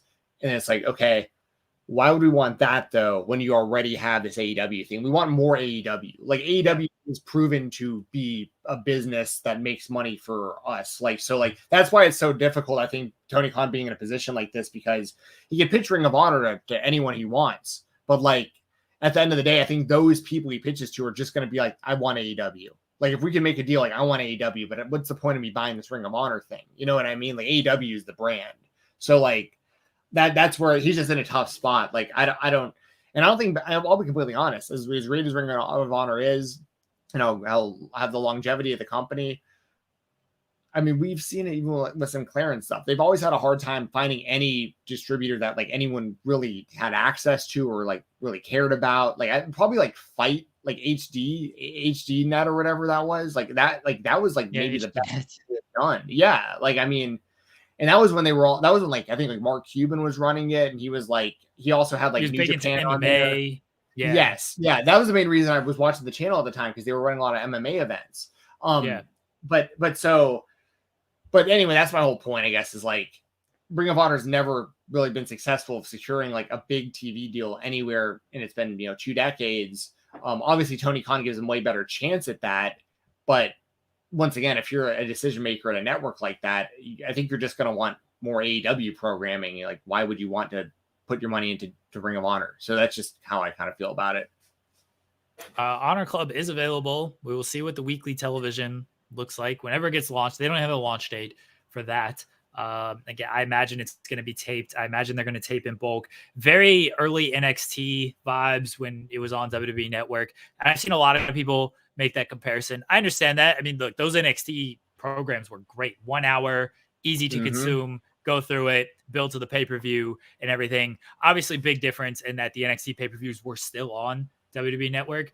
And you weren't just paying $9.99 for NXT television. You got the WWE pay-per-views on there as well. This is just, you're paying for the archive and you're paying for just weekly television.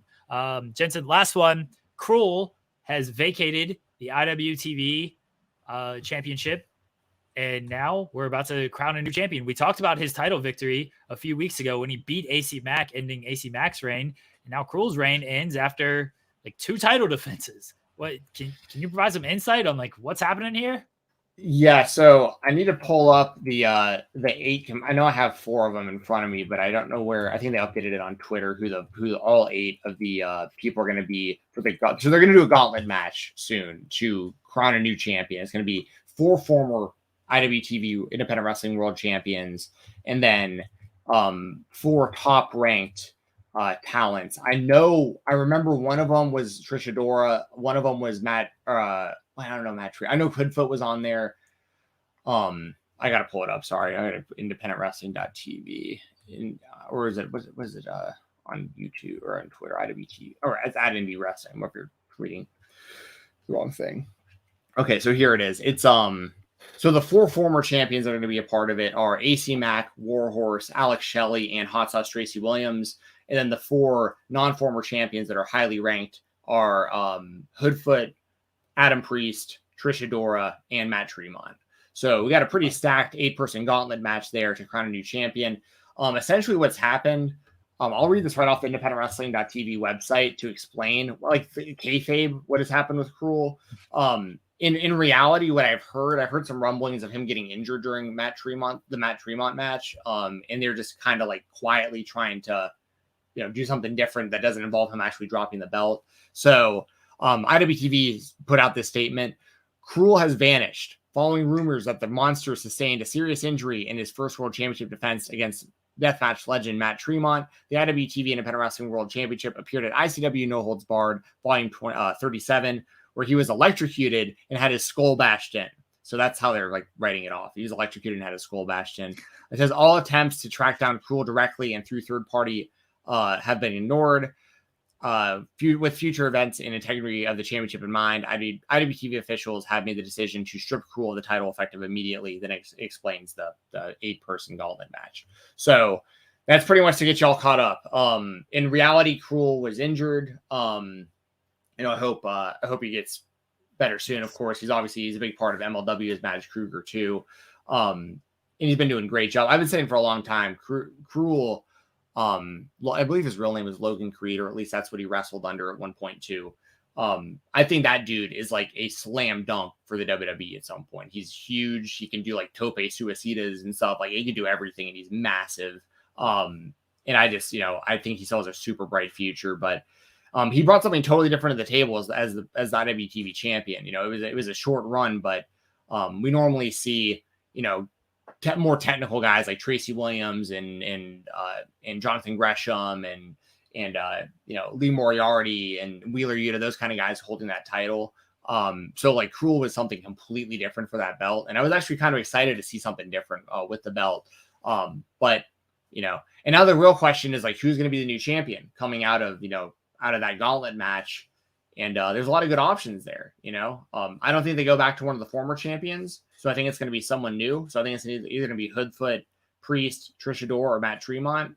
And I think it's going to come down. I think it's either going to be Trish Adora or Adam Priest. It's like that's who I'm kind of like honing in on. I like everyone involved in this though. But Trish Adora, it feels like she's still, for some reason, is like super overlooked. Like she should be on mainstream television. And Adam Priest has just been absolutely killing it all year, all over the place. But like same for Hoodfoot, like saying Tremont's just a legend, you know what I mean? Like, so it's like it's a really good, they put together 8 good people for this thing. And really anyone could be the champion. My official prediction though, I'm gonna say Adam Priest gets the job done, is my prediction. I think he'll be the new champion. when you read off that list, Adam Priest was kind of my first thought of who was going to win this and represented across, multiple promotions, defended across multiple promotions. So I'm leaning with you that it's going to be Adam Priest. Should be a fun gauntlet match. So we'll see what happens with the IWTV Independent Wrestling Championship. Yes. Any style, Adam Priest. Jensen, you got to run before we hit our interview with Dan the Dad. Let everybody know where they can find you at. Yes, y'all can find me on Twitter at FightTalk _ FIGHTTALK _.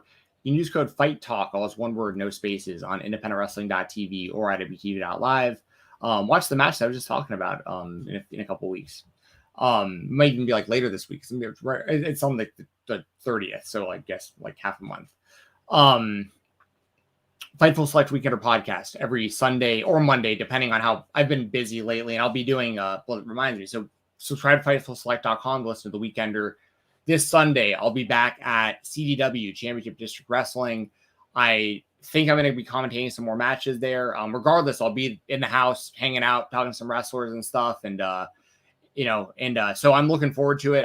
They told me I'm going to do some commentary. I just don't know what matches yet. But check that out. And we will most likely be having Jameson Ryan and Diamond Sheik back on here for another interview. I'll probably be with y'all here next Thursday. I just got to reach out to him and get that locked down. Also have some stuff brewing with a world champion chess boxing champion, which is like a real thing, chess and boxing hybrid sport. So we got some pretty interesting, cool, fun interviews coming up for y'all to round the year out. And then starting off 2023 strong as well. So appreciate y'all listening. Make sure to subscribe to my stuff. Follow me on my social media and whatnot. And enjoy this conversation you're going to hear here in a second with myself and Jeremy Lambert and our special guest here. So hope you all enjoy everything. And I'll see you on the shoot job. Oh, I won't see you at the shoot job. I'm going to go clock in for my shoot job.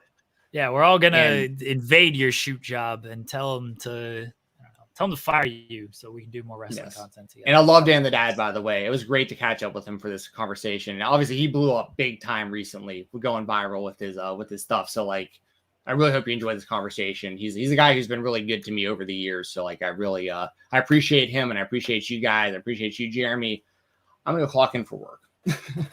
Jensen, thank you as always. Everyone follow Stephen Jensen at FightTalk _ on the Twitter if you would like to do that. Support the Weekender, FightfulSelect.com. Listen to that. There's my dad look, Jeremy the Dad look. Yes, let's get into it. Dan the Dad, he was recently on AEW Dark. He's been on AEW a handful of times. He flicked Toa Liona in the nose in a very dangerous spot. He's been around independent wrestling for a while now. He runs his own promotion.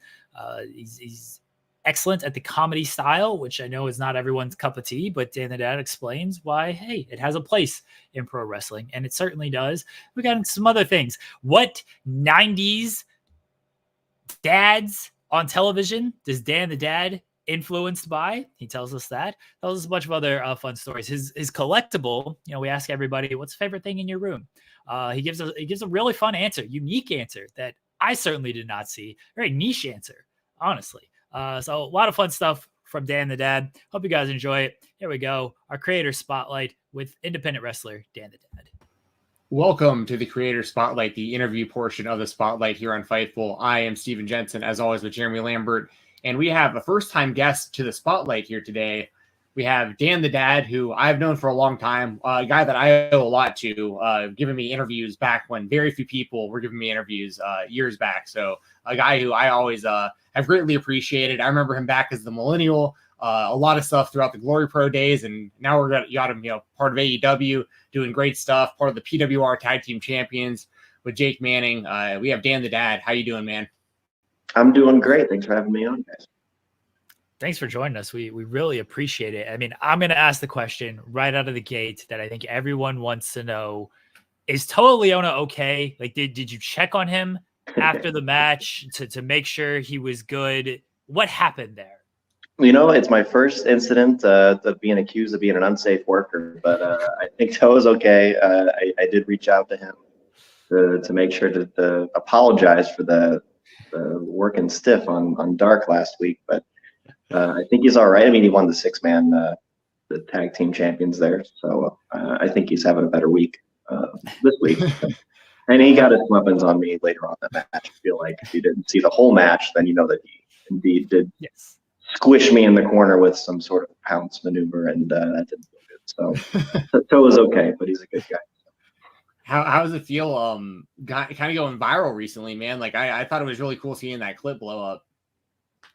Yeah, it was fun. Indianapolis was cool, because I think the biggest thing was I guess there was an assumption that that's my hometown, or that those are my fans, people that have seen me before, but it really wasn't. I'm from St. Louis. I've only probably wrestled in Indianapolis 2-3 times in my close to 9-year career. So yeah, it was cool just to kind of be able to get that kind of reaction and have that kind of fun with a crowd that was outside of really my area. So even if they just thought I looked like a stupid dad guy or whatever, they got into it. So that was a lot of fun.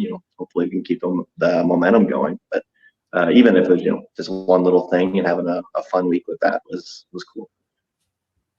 How did Dan the Dad come about? How did this creation come into the wrestling world?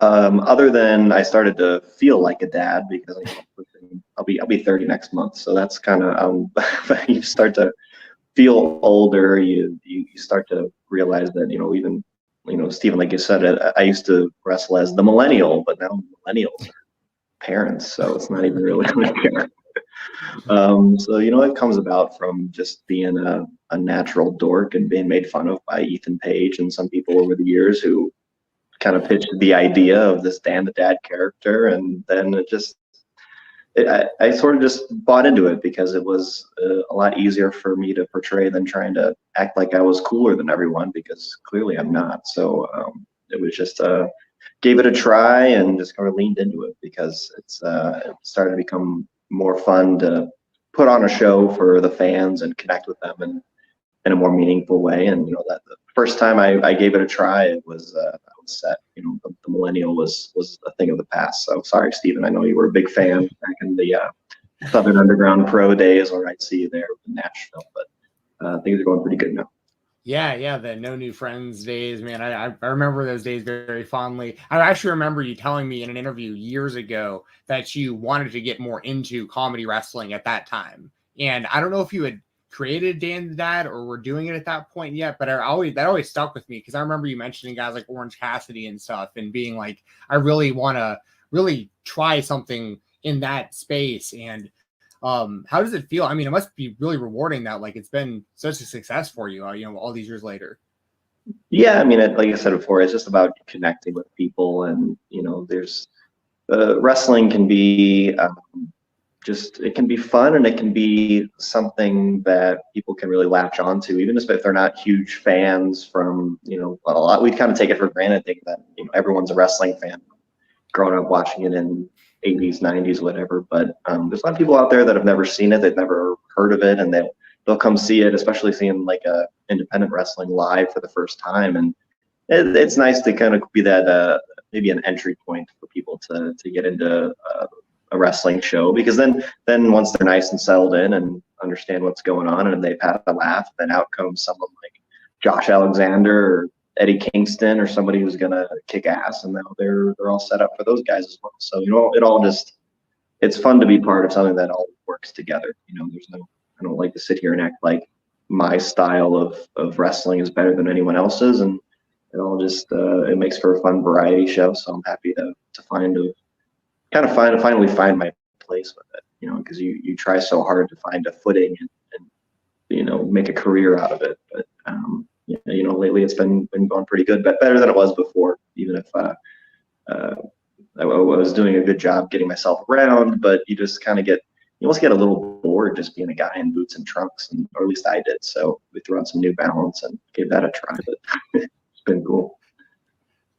Were there any influences when it came to the comedy wrestling style? Like Orange Cassidy has blown up, Danhausen, Colt Cabana, I feel like I don't know. I don't want to say he was the first sort of Bushwhackers might even be the first sort of comedy wrestlers. But were there any influences when it came into getting into that style? Yeah, I mean, well, obviously Orange Cassidy, he's the best at it and still is. Certainly was, a few years ago when I started trying this is when he was taken off. So watched him a lot, got a lot of influence and advice from him over the years. But going further back, it's like there's these characters that have existed in wrestling forever. It's like it's not this new thing that indie wrestling came up with in the past few years. I mean, it goes back to, I remember my dad was, whenever I ask him about, wrestlers that he remembers from back in the 80s and 90s, he brings up people like Papa Shango and IRS and Sergeant Slaughter and Hacksaw Jim Duggan. And it's like, those are, you see people like that and you can kind of go back and study even some of their mannerisms and how they connected with the crowd, even if, they came out with a goofy look or some sort of funny attitude or something. They're all still perfectly sound wrestlers in the ring, and it's just something that people remember. They just remember great characters, and that's what I try to just bring to the table when it comes to being memorable and still having a great match. I'll still get serious here now and then, but that's kind of what portraying a character allows you to do. Eventually, Dan the Dad does have to get serious and does have to have some sort of street fight of some sort or falls count anywhere something, which I've done recently, and it's fun to kind of play both sides of just this character and explore it, and there's a million ways you can go with it. You have to put people in timeout. Dan the Dad's got to get strict, send them to their room. Right, once in a while. It's not all fun and games. Well, and recently I think it's been great, you and Jake Manning teaming together. I think that's working really well. Can you kind of speak to that, how y'all linked up and the success that y'all are having together as a team? Yeah, I mean, Man Scout's great. So at Revolver, we ended up just getting matched up in a singles match because, of course, Dan the Dad's got to fight Man Scout Jake Manning, and that's just a natural pairing. But, it's a story that's been told a bunch of times in wrestling when two people have a match and how they respect each other, and then they decide to join forces because of there was some heels that needed their comeuppance, and but it was fun to kind of get together. And I mean, he's very talented too. I've known him for a long time. We obviously have sort of adjacent characters that work well together. So it was a natural fit, and Revolver ran with it.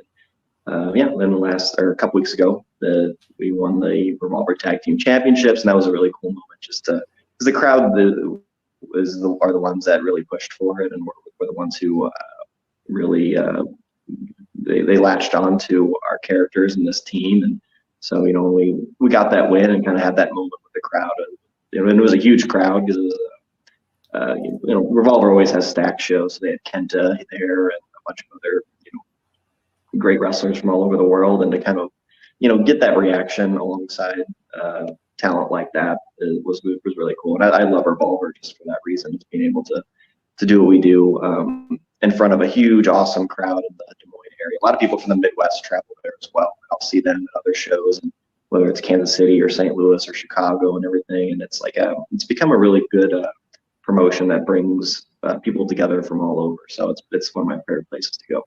Awesome. Massive pop for the win, by the way. Massive pop from the crowd. So yeah, that's all I'm there for. I live for the pop. So if I can get that, then I know I've done my job. How did you decide to use the dad joke? For anyone who doesn't know, it is got something, there you go, flick them in the nose. Like, when did you I'm going to incorporate this in a wrestling match? That was early on. I remember I was in it was a 4-way. So a lot of this came to be in Alpha One Wrestling up in Ontario. So, which is a place was run by Ethan Page at the time, and he would bring a lot of great talents. I remember it was like a 4-way or a 6-way match of some sort that it was like maybe my 3rd or 4th time even trying the character out up there, and we were like, I pitched it to, it was Ricky Shane Page actually. I was like, what about this? What if I just say something on your shirt and flick your nose? And I think he laughed so hard at just pitching the idea of that spot that I was like, you know what, let's give it a try. And then it worked, and then it became just a staple of something I do to find different creative ways to find something on someone's shirt and make them look foolish. But it was very early on. It was like one of the first, I think like the first dad joke or dad thing that I thought of to incorporate. And that's just kind of been there, I guess, almost every match that I've done since then, if it's not overused by now. Has there been one yet that, I mean, I guess you don't want to spoil it maybe if you have some tricks up your sleeve, but has there been any that you've like really considered and you haven't gone with yet, or like, you know, something you want to throw out there that you think people just think is just a really funny concept? Oh, there's plenty. I mean, one of my favorite things about the character is how many suggestions. It's like I need a suggestion box at the gimmick table or something, because everyone just has ideas. Whether, you know, someone, maybe the heel goes to touch the thermostat, or maybe the heel hasn't done his homework or something, and we get things like that. But yeah, there's definitely a few jokes or some shtick that I've got in the backlog. We'll see if we can get to it soon, but there's also the reliable something on your shirt, or just, you know, dad gets angry and gets the belt out, and but there's plenty to do. And that's the fun thing about it, is like there's like so much dad related content to just borrow from, whether it's old sitcoms or jokes or my dad or anyone's dad, really. Well, that's the next question. Like, what kind of sitcoms or movies, like what kind of other dads have you really taken influence from? I mean, pretty much every 90s sitcom dad, whether it's or like Uncle Phil from Fresh Prince, or even to Homer Simpson, or just things that you know, you take things from different, whether they're more strict or angry dads, or a kind dad, or, you know, like the dad from Boy Meets World or something. You know, there's just different. There's so many different levels to it, but, you know, don't want to get too angry or too strict, because that's problematic. But we keep it fun and breezy as much as we can. How did the AEW appearances start out? I believe the first one was in November of 2021, and you wrestled Powerhouse Hobbs. So how did all that come together? Yeah, you know, just making connections, kind of getting within the you know, within the circulation of the talent that are invited to TV. You know, whether it's, so that one was that was our first loop of Kansas City and St. Louis. So obviously I'm in St. Louis, so it was easy to get to those. So yeah, it was just nice to, you know, get my name thrown in there by some friends that I have on the roster, and you know, luckily didn't screw it up too bad. So I came back a few more times, but hopefully more in the future. But yeah, just kind of luckily I've been around the indies enough that everyone else who has a job can maybe someday help me get up there too. But I'm just thankful for anyone who's gone to bat for me with any sort of situation like that. 'Cause it's not easy to get a foot in the door anywhere these days. So it's yeah, I was lucky enough just to get on the list, and even if you're on the list, even if you're there's no guarantee you have a match or anything to do that day. So then, you know, the day of, I'm lucky enough to have been told. I remember I was sitting in catering. I didn't even think I was doing anything that day before I get a text, and they say they're looking for you down here. And I said, "What are you talking about?" And so, "You got a match with Hobbs." And I'm like, "Oh, nobody told me." So I guess I had to run out of catering with like a piece of shrimp in my mouth or something. Well, luckily it went well. Well, you know, speaking of you know, like, you know, people vouching for you in that small circle and stuff. I remember years ago you talking about guys like Airwolf. You know, I remember obviously you've been closely with Ethan Page for a long time, and Ethan's, you know, been all over the place, of course, running his own promotion, and you have experience on that side as well. So you know what it's like, not just as a talent, but also, you know, other people trying to get onto your shows and stuff like that. So like, you know, how's that all been? Like, just, I mean, just that whole mindset of just, for people who may not know, you were kind of thrown into a position of like having to take over Glory Pro Wrestling with, like, you know, how many years into the business yourself? Maybe 3 to 5 years of wrestling. I mean, so you really have, like, you've seen all sides of this wrestling business very fast. Yeah, I mean, at that time I was only about 4 years in. It's crazy to think that was almost like 5 years ago now too. So everything's gone so fast. But yeah, it's been, you know, promoting is interesting, because you just you know, I like to book people that I've seen before, that are, not to say like I only book my friends or something, but you at least keep kind of a close circle, because you just don't want to have people on a show who you don't know or aren't going to do very well, or if someone hasn't vouched for. So you do kind of develop a circle of people that know what they're doing and they're reliable, and then even just are good locker room people. that's important too. Just obviously, if someone can get it done in the ring, but are they someone that you want to hang out with for the whole day at a show and who isn't going to give you a headache when you're trying to make the show run smoothly or anything like that? So, yeah, I mean, you talk about like Airwolf and Dante and Darius Martin, those guys, like they were, some guys who came down from Minnesota who, proved themselves right off the bat, and obviously you see where they are now, but it was kind of cool to be a part of their journey early on because, they weren't doing too much when they kind of came into Glory Pro and started doing tag team stuff for us, and super proud of them to just, whenever I get a chance to see them, I always tell them that they're doing so great, and I'm proud of what they're doing. But yeah, it's just all about developing a circle of people who are they're talented, but also you get along with them. And luckily, and by now in AEW, it's kind of I know a lot of people who've come through there just because I booked them at some point with Glory Pro, and it's just nice to have that circle that's growing and everyone's doing so well. And it only helps the company. You've had people come through the door that have gone on to bigger and better things, so that's part of it too. You've mentioned Ethan Page and how he's helped you. What is it like going toy shopping with that man? I've seen some of the vlogs, by the way, that you've been included in. So yeah, those are fun. I will say I can't match the level of nerd that Ethan or any other people on the vlog, because man, toy shopping's fun, but I'm more of a, that's cool, I don't need to buy anything. But then when I see everyone throwing out all this money, I'm like, oof, I'm glad I don't have that kind of.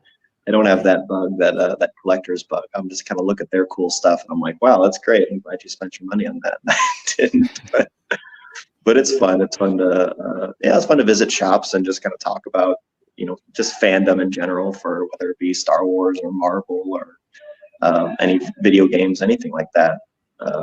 Is cool when it's fun. And anytime he's in town or I'm in town somewhere and he's filming one, I'm always gonna tag along just because it's just fun to hang out and be a part of it.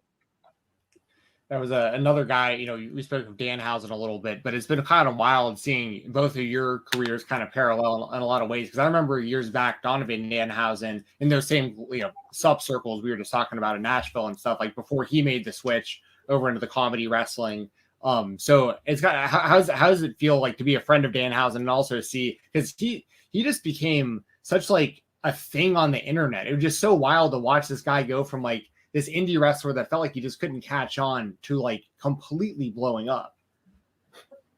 Well, it's just the importance of finding what works for you. So if you're someone who gets over by being a serious wrestler in some boots and trunks, and that's great. But if you struggle with that or you can't find a footing or something, then I encourage anyone just to try something new, something different, just to stand out, because that's what he did. And he put so much effort into the Danhausen character and even the look and the videos and then connecting with a fan base the way he does with Patreon and things like that are just really important these days.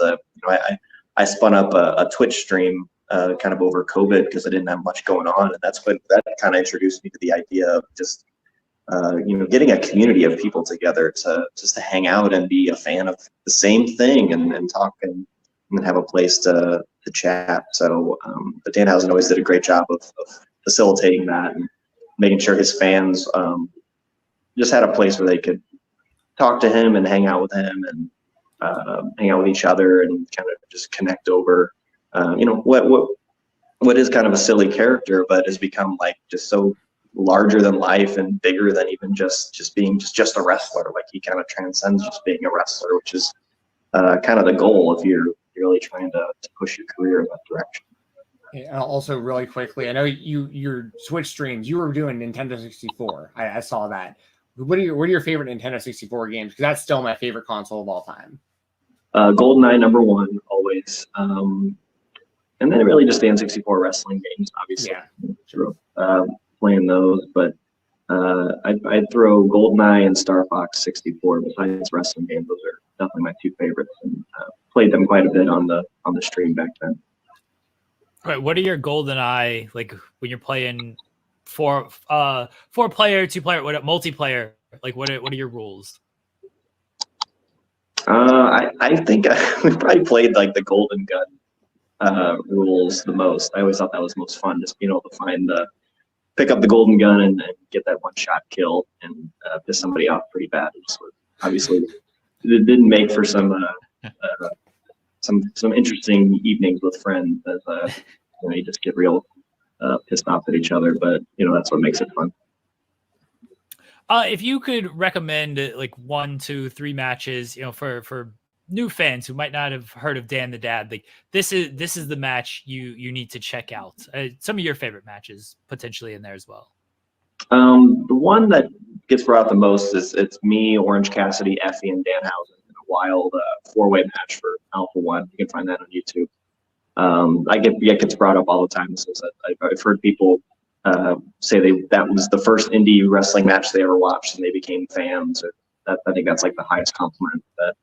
And it's just a fun match. That's just us being our characters and being silly with each other. So it's cool. Lately, as far as more recent stuff, me and Cody Lane had a last one standing match for Glory Pro on that last event on Fight Plus. That was really a lot of fun. If you want to see a different side of Dan the Dad, who gets serious once in a while and has like I said, like a no DQ sort of street fight kind of feel. That was cool. And then even also recently was me and Warhorse teamed up against Delirious and Matt Seidel, which was also for Glory Pro. But that one was important to me just because Delirious and Matt were they're like the original St. Louis indie guys who went on to bigger and better things. So we kind of had a battle of the St. Louis indie generations, or whatever you want to call it. That was so much fun. So you can find that one just should just be on YouTube, easy to find as well. Is all of Glory Pro stuff Fight Plus going forward right now? Yeah, going forward. The backlog will take a while to get uploaded on there. They have so much GCW to put on, which is understandable. So bear with us to get the backlog up there. But going forward, yeah, Fight Plus has been really cool. I love that it's a little bit more of an affordable option for fans. $4.99 a month. How many subscriptions do we all have that eat up our bank accounts that for something to come in at kind of half the price of comparable services like that? I think it's just really good for wrestling and good for fans to make things accessible, but also make sure promotions are getting paid for their content, which can be difficult with streaming, because you used to be you could sell a DVD for $15-$20. Now one view of a whole stream nets you like 70 cents. So the economics of it, and that's across entertainment across the board.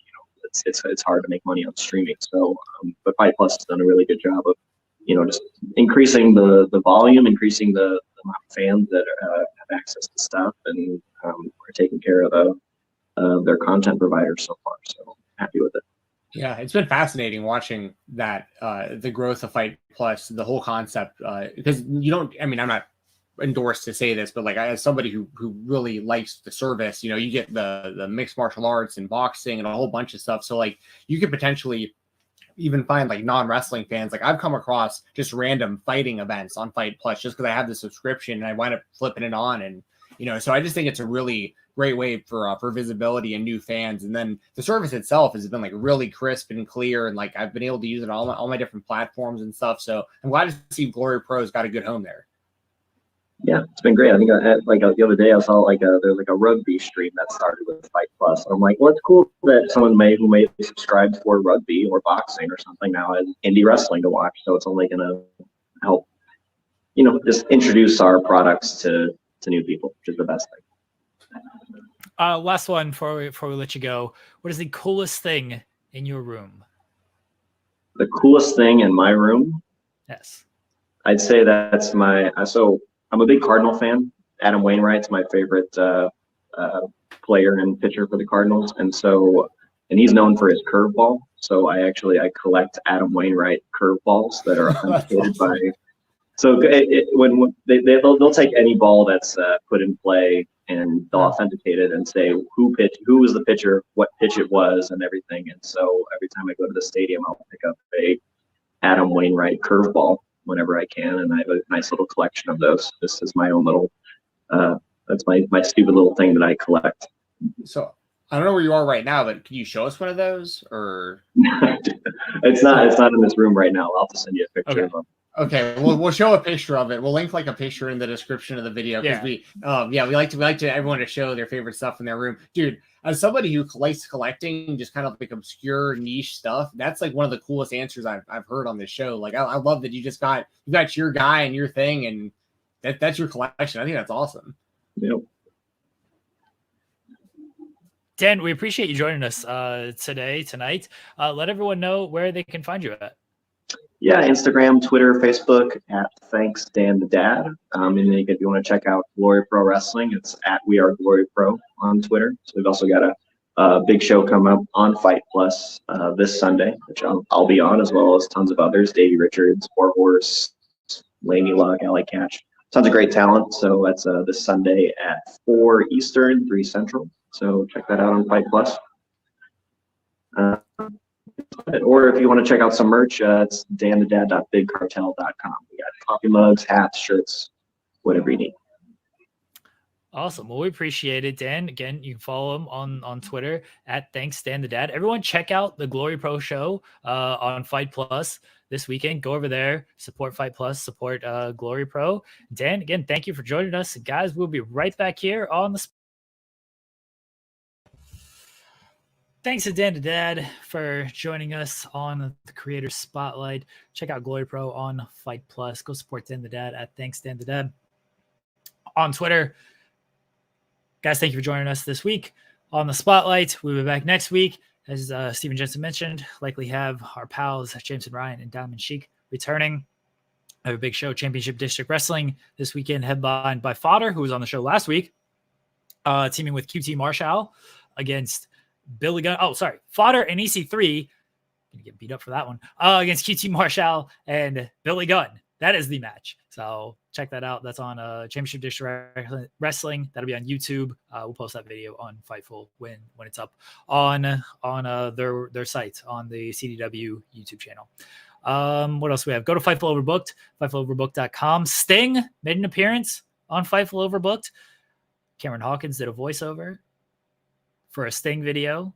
That's something that I don't think anybody would have ever thought was going to happen, but I made it happen. So there's a Sting video, a new little bit that I ended up filming. Shout out to Cameron Hawkins. Happy birthday to Cam. It's his birthday today. Happy birthday to him. Thank you to him for doing the voiceover for that. So there's that. There's a new episode of Tim and Joel on Sunday, new episode of Coexisting, new episode on Friday, new episode of FMC that is up now, where we sign up our pal Share Delaware for a dating website. That's a real thing that we did on that channel. So everyone can go there and maybe you'll match with Share Delaware if that's something that you can find her. If you can find her on there, I guess we make it easy to find if you watch the show. Day After Dynamite is live at 3:00 right here on this channel, youtube.com/Fightful, with Will Washington and a special guest reviewing last night's Dynamite. I'll likely make my weekly run-in on that show. So Day After Dynamite, youtube.com/Fightful, right here. You're on here right now, reviewing Dynamite with Will Washington. Leave us a thumbs up, subscribe to the channel, all that fun stuff. Subscribe to Fightful Select.